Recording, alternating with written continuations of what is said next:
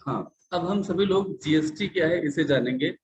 आपने जीएसटी का full form जाना ही होगा, गुड्स एंड सर्विस टैक्स।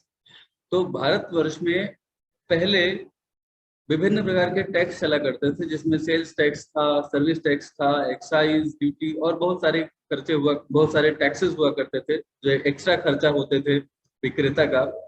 अभी एक ही टैक्स बना दिया गया है, एक ही में मिला करके, गुड्स एंड सर्विस टैक्स। ये 3 श्रेणियों में बटा होता है, ध्यान से सुन लीजिएगा, ठीक है। सबसे पहला जीएसटी परिषद है एक, जिसे अंग्रेजी में जीएसटी काउंसिल बोलते हैं। उसने जो नई कर व्यवस्था दी है, उसमें इस व्यवस्था को 3 श्रेणियों में बांटा गया है। लेन देन का क्षेत्र के आधार पे आप देखेंगे, राज्य के भीतर अगर बिक्री हो रही है, यानी कि उत्तर प्रदेश का सर वीडियो ही नहीं है। क्या है सर? वीडियो नहीं आ रहा है। वीडियो यानी कि स्क्रीन नहीं दिख रही या मैं नहीं दिख रहा? यस सर, ना स्क्रीन दिख रही है ना आप दिख रहे हैं। आपको ऐसी जगह पे जाना चाहिए जहां पे नेटवर्क आ रहा हो। बाकी बच्चों को दिख रहा है? बाकी बच्चों को दिख रहा है? अगर हो लीजिए, या अगर नहीं हो पा रहा है तो एक बार एग्जिट करिए और फिर से जुड़ जाइए। फटाफट एग्जिट करिए और लिंक पे फिर से क्लिक करके जुड़ जाइए, तो ऐसा दिखने लगेगा। राज्य के भीतर उत्तर प्रदेश का अगर कोई व्यापारी उत्तर प्रदेश में ही अगर विक्रय करता है, तो यहाँ पे आपको जो टैक्स देना होगा उसका नाम होगा सीजीएसटी या एसजीएसटी। सेंट्रल जीएसटी, सी से सेंट्रल होता है यानी कि केंद्र सरकार की जीएसटी, और एसजीएसटी यानी स्टेट जीएसटी। यस और नो? ये जो सीजीएसटी और एसजीएसटी होता है या होगा, ये इसका जो राजस्व होगा उसे कहाँ बांटा जाएगा?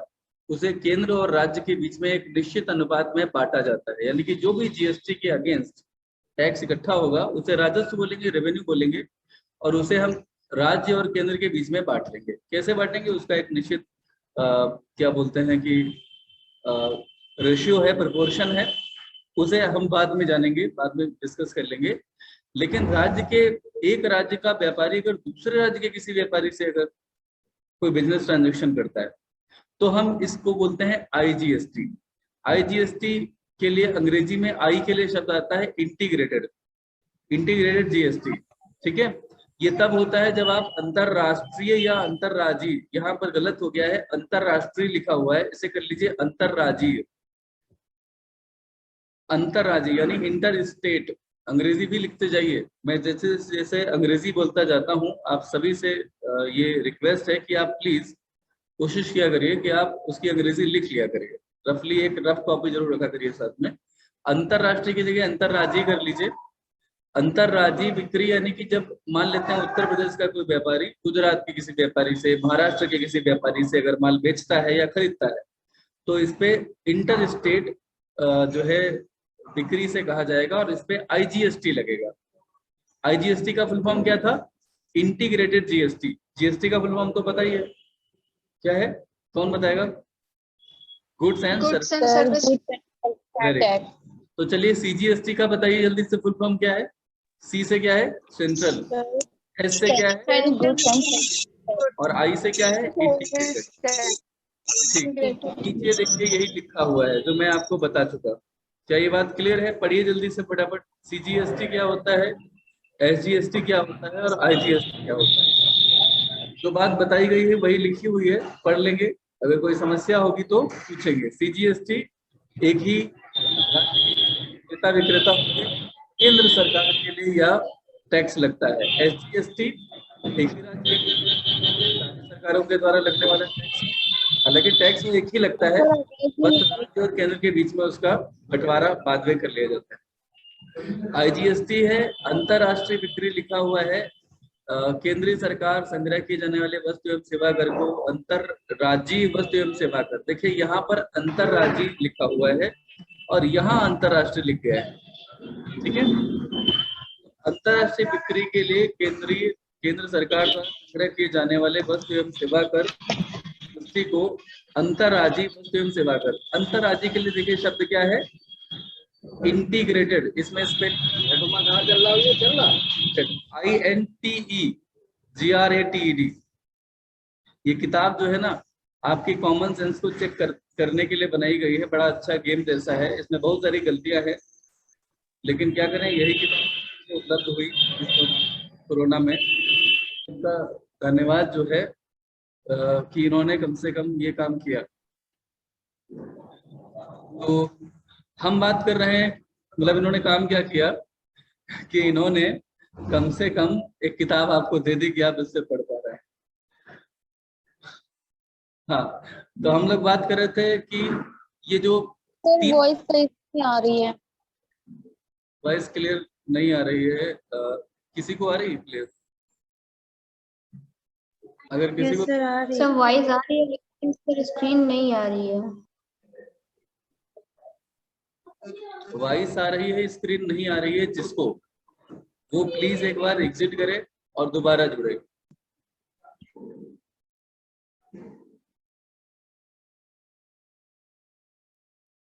अभी कोई ऐसा है जिसको वॉइस और स्क्रीन और वीडियो सब कुछ दिख रहा है?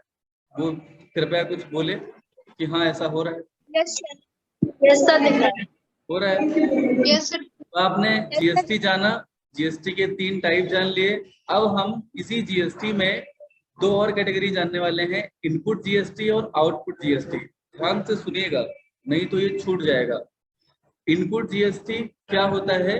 जब क्रेता द्वारा माल या सेवाएं, या दोनों, माल भी हो सकता है, सेवाएं भी हो सकती हैं और दोनों हो सकते हैं, इनको क्रय करते समय जो जीएसटी दिया जाएगा उसे हम क्या बोलेंगे? Input GST. बड़ा सिंपल है। आप माल खरीदते हैं तो अंदर आ रहा है ना, इनपुट हो रहा है माल का, तो इसको हम क्या बोल देंगे? इनपुट जीएसटी बोल देंगे। और आउटपुट जीएसटी क्या होगा? जब हम माल का विक्रय कर रहे होंगे, तो विक्रेता द्वारा माल हो या सेवाएं हो या दोनों हो, इनका जब विक्रय किया जाएगा तो वह जो जीएसटी वसूल करेगा, किससे वसूल करेगा? वसूल करेगा जो क्रेता है उससे।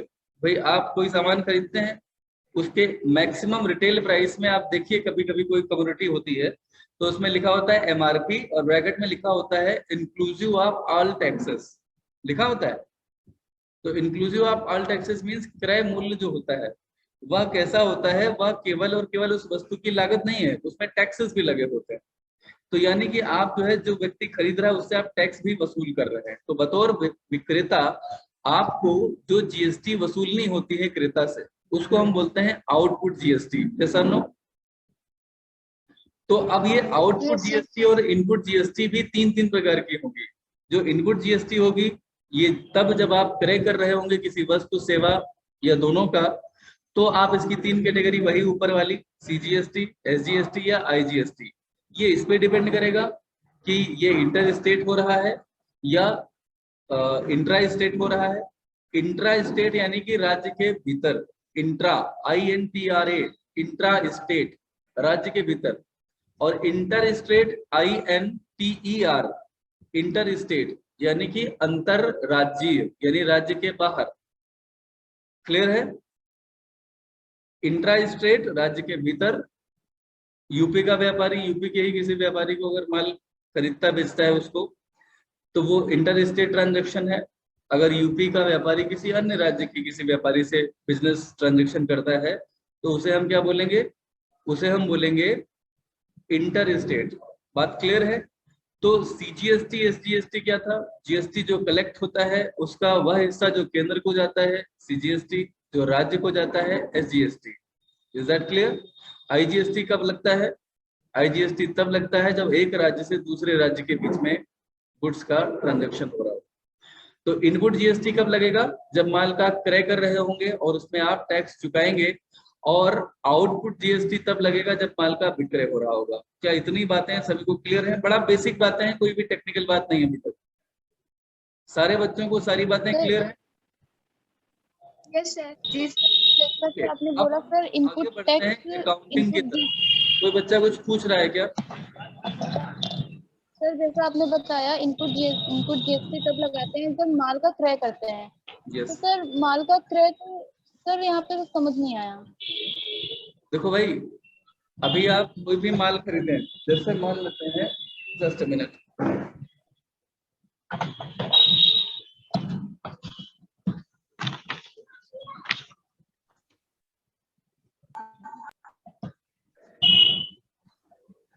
जैसे मान लेते हैं कि आपके पास ये एक किताब है और इस किताब में आप देखेंगे तो यहाँ पे MRP लिखा हुआ है, MRP 300 रुपये लिखा हुआ है। तो बाई चांस इसमें MRP केवल लिखा हुआ है, कभी कभी कुछ प्रोडक्ट ऐसे मिलेंगे जिसमें ब्रैकेट में लिखा होता है इंक्लूसिव ऑफ ऑल टैक्सेस, यानी कि सारे टैक्सेस लगा करके भी आप 300 रुपये ही ले सकेंगे। यस और नो?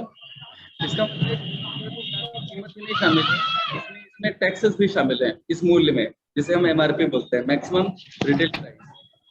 अब जब आप माल खरीदेंगे तो आप केवल किताब ही नहीं खरीद रहे हैं, आप टैक्स भी पे कर रहे हैं साथ में, और उसपे जीएसटी की रेट अब अप्लाई होती है और कोई और टैक्स नहीं लगता है, जीएसटी लगता है। यानी कि आप जो भी वस्तु खरीदते हैं उस पर जीएसटी एक लागू है। यस और नो? तो जब आप खरीद रहे हैं तो आप माल की कीमत के साथ साथ आप उस पर जीएसटी भी पे कर रहे हैं। अच्छा, आप किसी रेस्टोरेंट गए होंगे अगर रिसेंटली और आपको बिल मिला, बताने की कोशिश कर रहा हूँ, ध्यान से सुन लीजिए।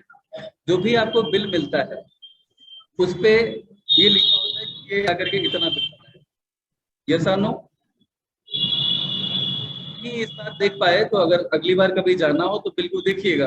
आप कहीं पे भी किसी मॉल में तो गए ही होंगे, मॉल में गए होंगे, कुछ खरीदारी की होगी तो बिल मिला होगा, तो आप उसमें भी देखते हैं कि माल खरीद में जीएसटी लगा हुआ होता है। यानी कि जीएसटी जो है आप दे रहे हैं हर ट्रांजेक्शन पे, चाहे आप खरीदें चाहे आप सर्विसेज दें। तो अल्टीमेटली इस चीज को बहुत अच्छे से समझिएगा कि आप जब कभी भी माल खरीदेंगे तो आपको जीएसटी देनी पड़ेगी। वो जीएसटी इनपुट जीएसटी कहलाएगी। क्यों? क्योंकि आप जब माल खरीद रहे हैं तो रॉ मटेरियल ला रहे हैं, वो आपके लिए इनपुट है। रॉ मटेरियल आपके लिए इनपुट है, आप करके आउटपुट बनता है। तो यहाँ पर आपने वो जीएसटी पे की है जब आप इनपुट खरीदने गए थे, यानी अपने लिए कच्चा माल। Is that clear? इसीलिए इसको इनपुट जीएसटी बोला जाता है। जब आप किसी चीज का आपकी आवाज कैसे नहीं आती? कैसे क्लियर नहीं आ रही? किसी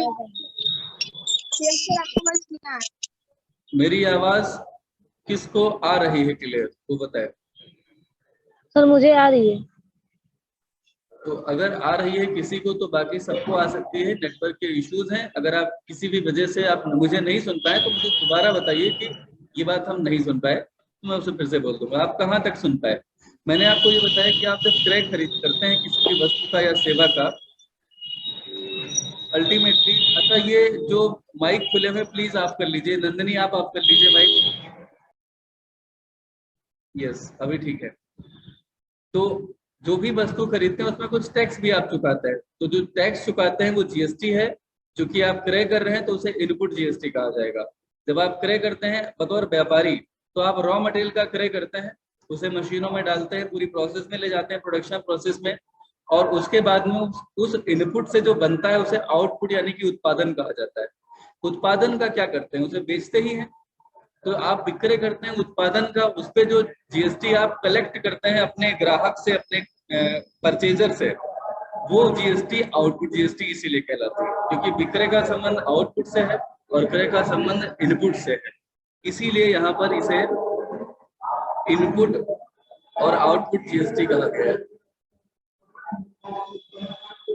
अब अभी फिलहाल एक अनाउंसमेंट आपको सुनाई पड़ रही होगी, इसमें कुछ कर नहीं सकते हैं।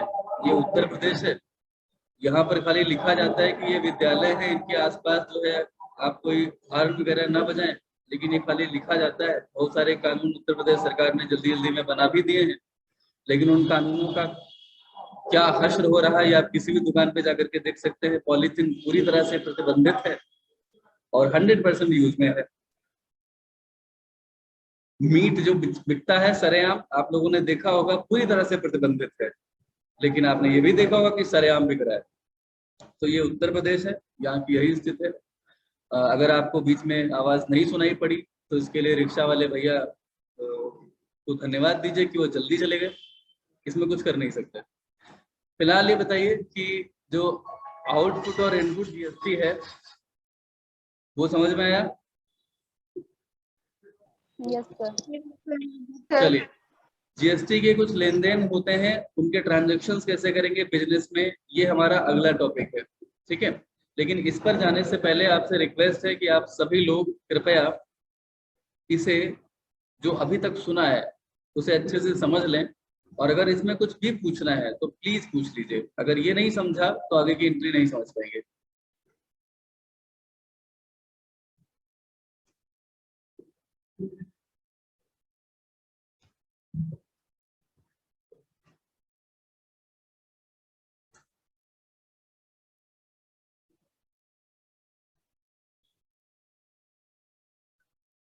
बताएं बच्चों, सभी को समझ में आ रहा है?